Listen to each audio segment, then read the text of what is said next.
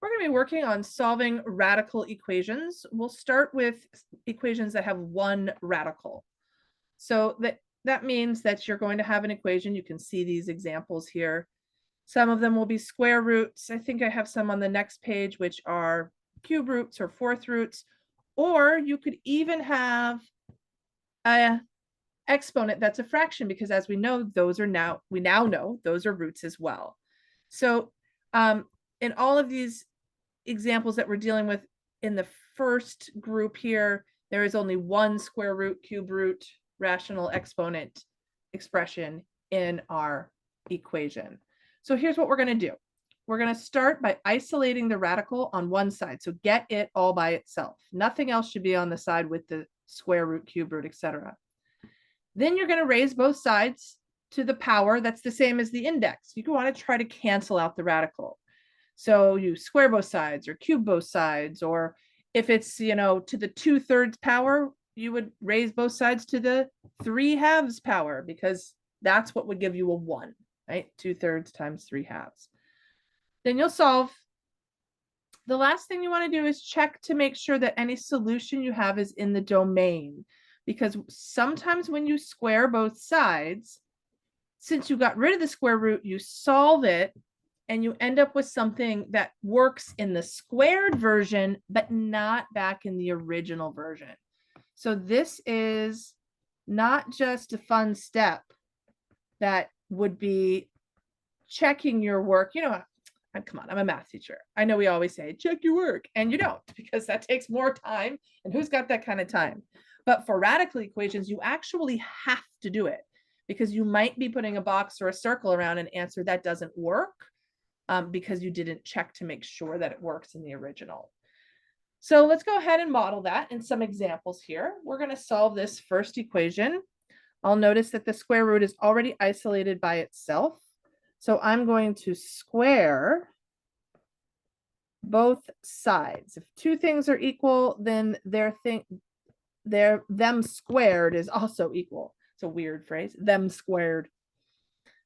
All right, so let's see what that turns out to be. The square root and the squared will just cancel out on the left side, and I'll have just an x squared on the right side.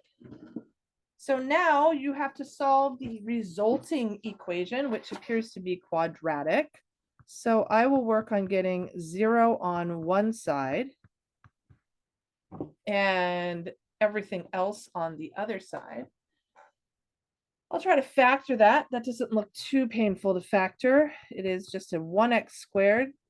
So I'm looking for two numbers that multiply to give me -15, but add to give me -2.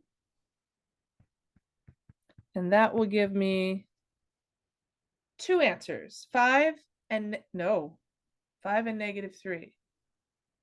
Did I do that wrong? I did do that wrong.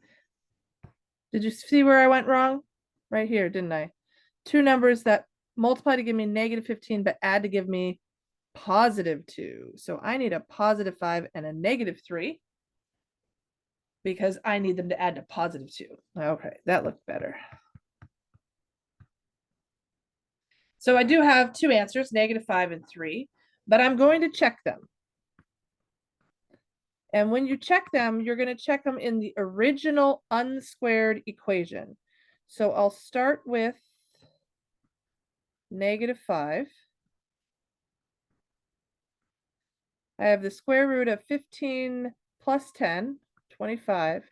Now, this is written without the minus sign in front. This means the positive square root of 25, and that is not equal to -5. So this means the positive root. So this doesn't check, which means I need to drop it. I need to dump it as a solution. And then I will check the 3.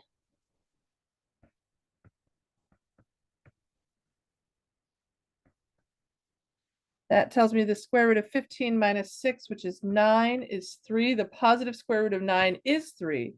So my only solution to this problem is 3, not -5. Okay. All right, So go ahead and number 2 is a similar problem. It's a square root. So it's a good one to try kind of checking your work, see if you can do it on your own. Don't forget your first step, which is to isolate the square root by itself on one side before you square the sides. So go ahead and press pause and give it a try. All right, let's see how it went. So the first thing I worked on doing was isolating the square root. So I moved the 8 over, added it to the 4, and then divided by 3. So I ended up with the square root of 3x minus 5 equals 4. Squared both sides, got rid of the square root on the left side, squared the 4. This is not quadratic, it's linear. So I just add the 5 over and divide by 3. Checked my 7 in the original equation and it worked. So 7 it is. The process is pretty much the same when I have a cube root. It's just that now, once I get that cube root by itself,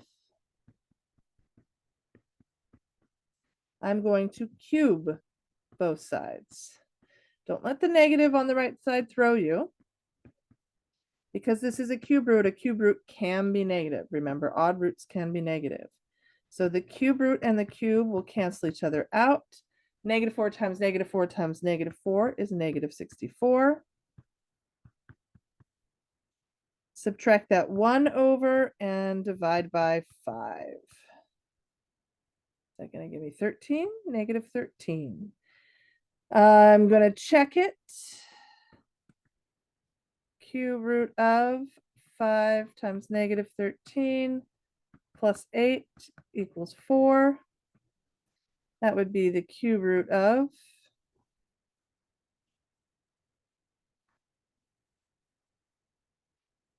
5 times -13 is -65 plus 1 is -64. Oops, I'm sorry. My plus 8 should not have been underneath there, should it have been? I did that. I wrote that wrong. Try that one more time. 5 times -13 plus 1, plus 8 equals 4. I just sort of lost part of my equation. Let's try that one more time. So this would give me a -65 plus 1, a -64. Cube root of -64 is -4. And is it true that -4 plus 8 is 4? It is.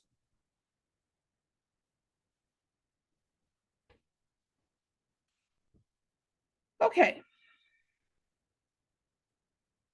So continuing along, there is one thing I wanted to show you that's really important in problem number 4. And that is, once you start by isolating your square root, you're going to have to just write that right side as 3x minus 1 since they don't combine.